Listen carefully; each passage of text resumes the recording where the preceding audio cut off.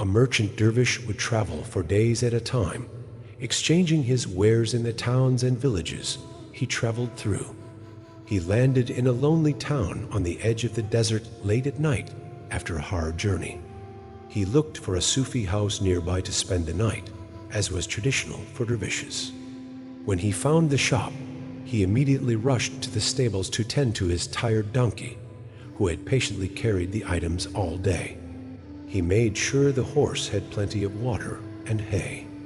He tipped the young stable boy to take special care of his donkey, just to be sure. The other dervishes at the Sufi house were primarily impoverished and hungry laborers, their hearts always on the point of sin. They decided to take advantage of their good fortune when they discovered the newcomer had a donkey in the stables. They swiftly sold the donkey to another guest who was departing that same night, and used the money to buy food and lightings for the evening. Unbeknownst to the owner, the men became increasingly frantic as they began to prepare their meal, excited that everything was in place for a magnificent feast tonight.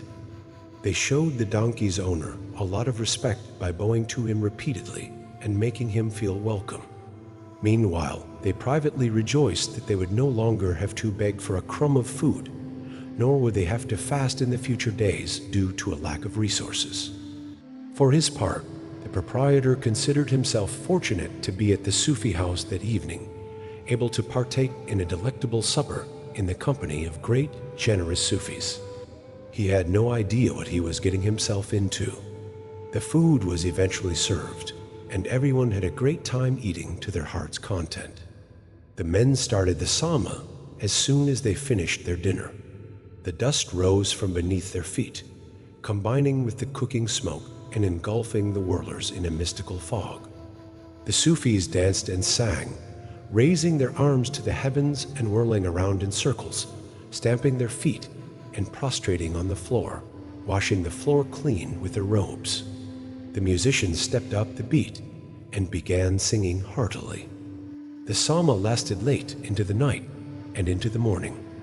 The men parted ways one by one as the sun rose, offering one other warm farewell. The donkey's owner dusted off his clothes and gathered his possessions as he prepared for another day at work. He ran to the stables hoping to meet up with his newfound dervish buddies, but he didn't spot his four-legged partner. The sama lasted late into the night and into the morning.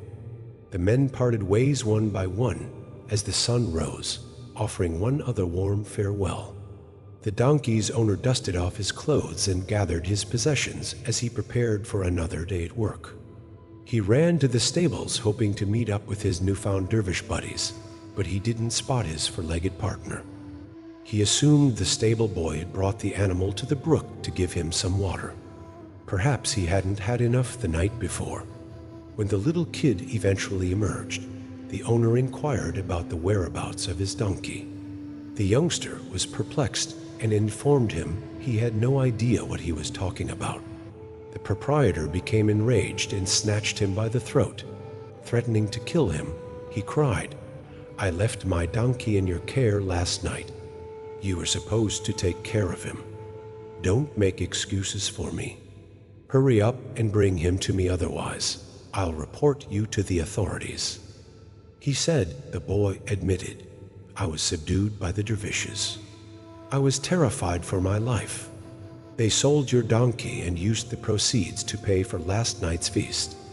Leaving a loaf of bread with a gang of hungry men is like tossing a scrawny cat to a pack of ferocious wolves." He shouted, attempting to think rationally about the situation. "Shouldn't you have told me that they were stealing my donkey if they stole him from you by force? If you had, I could have bought him back from the buyer or gotten the money out of this wild bunch. How am I going to track them down now that they've all gone their separate ways?